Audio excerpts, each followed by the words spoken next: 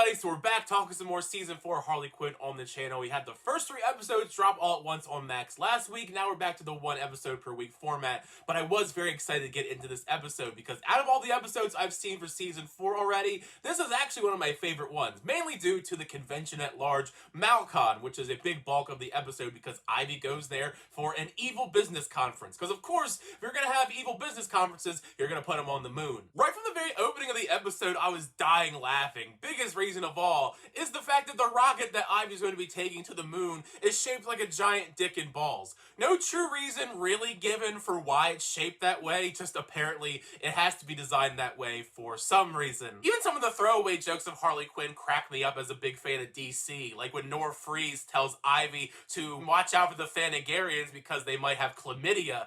And if you aren't aware, Thanagarians are Hawkman.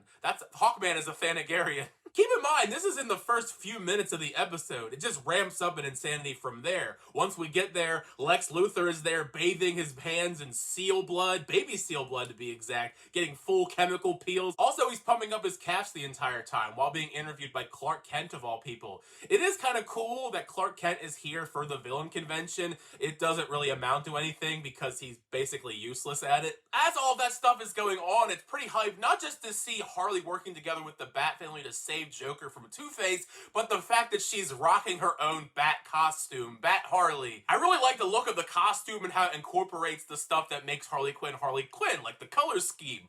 Too bad, as they're fighting all of Two-Face's henchmen, Nightwing, Batgirl, and Damian realize that all their gadgets are missing, so big surprise, they're poor now. Talia al Ghul has taken over Wayne Enterprises while Bruce is in jail, and she's liquefying all of their assets, so basically, they're screwed. They have no gadgets anymore, they have no money, leaving them basically with nothing but a barren Wayne Manor. So it is kind of funny seeing all of these Bat family members living this lavish lifestyle, trying to adjust to the fact they have no money. Poor Damian, the thing he's most worried about is the fact he's going to be forced to go back to school now, although I feel like he would still be fine given the fact that Talia is his mom, but maybe not. Talia al Ghul doesn't seem like a great parent either, given the fact that she gives Damian a birthday present 5 months late, and it's a silver baby rattle of all things. So now that they're poor, you have to imagine they're going to be throwing out all these wild different ideas to brainstorm how the hell are these characters in particular going to make money. Harley throws out ideas when it comes to selling feet stuff, selling Ivy's thongs online.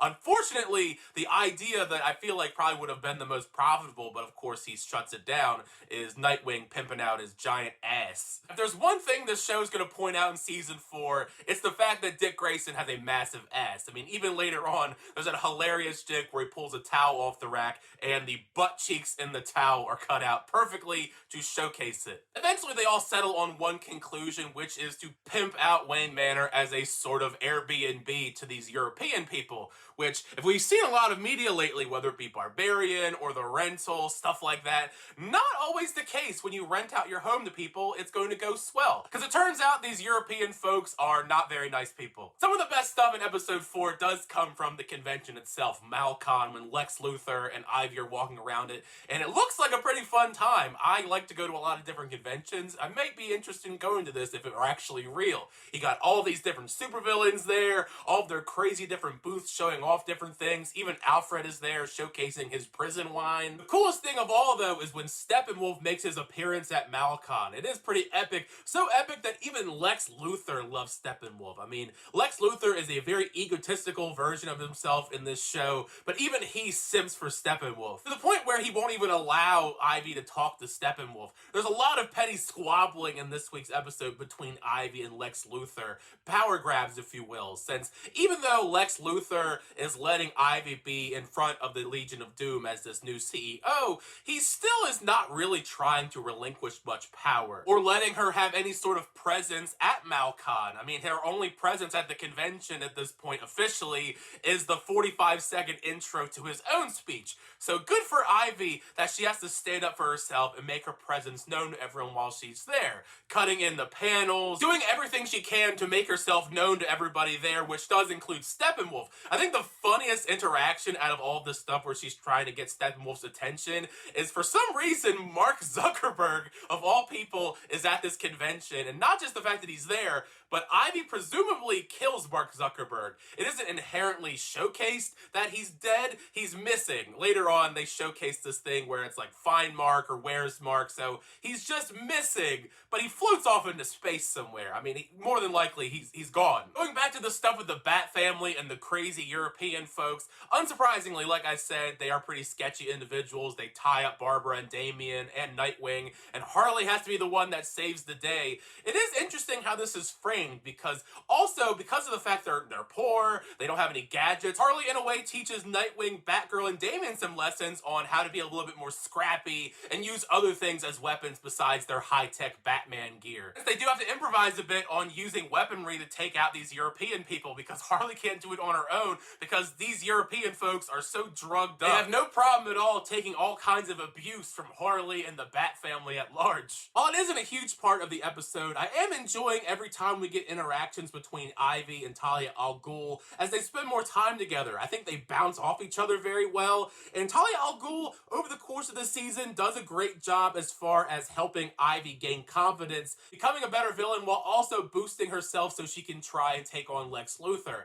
And speaking of boosting, I was howling because Lex Luthor gives this big speech. They don't really care about it. All they care about is Ivy. So he's getting frustrated and he keeps pumping his calves to the point where they freaking explode. It was wild to see, but it's Lex Luthor, so he comes out of it perfectly fine. He's going to be injured, of course, for a little bit, but any other person, if your calves just explode, I think you would just not be able to walk anymore. Since everything is ruined for Lex Luthor, to put a cherry on top of it after blowing up his calves, he opens up everything on the moon to just cause mass hysteria, chaos. People are just blood spewing out everywhere as he gets sucked into oblivion of space.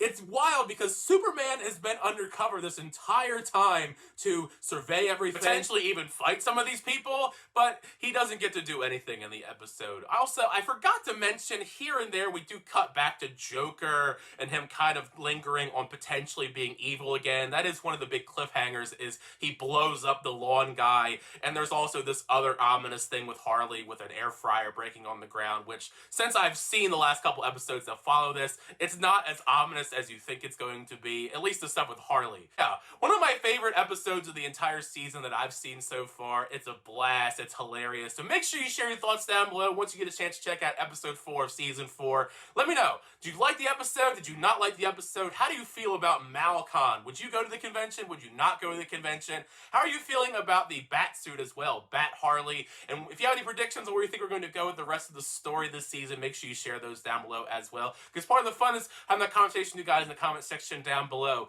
Thank you guys, as always, for the videos. I always do appreciate it. Make sure you like on the video and also subscribe so you're up to date reviews, reactions, unboxings, and more. Next time, I'll see you guys later.